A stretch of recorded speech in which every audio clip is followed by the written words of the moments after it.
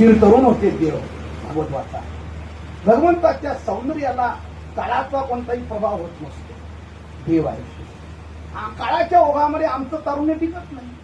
काळाच्या ओघामध्ये आमचं सौंदर्य टिकत नाही. किती प्रसाधने वापरा आणि काही प्रयत्न करा, पण जगाच्या पाठीवर असं कोणीच नाही जो आपलं तारुण्य आणि आपलं सौंदर्य टिकून घेऊ शकतो. कोण आहे?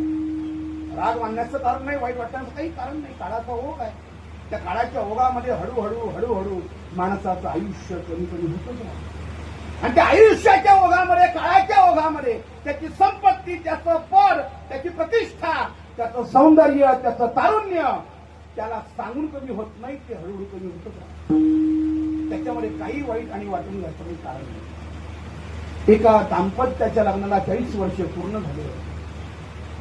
पत्नीने घरातले कामं सगळे उरकून निवांत बसलेली होती. दुपारची वेळ आहे. निवांत बसलेली घरातल्या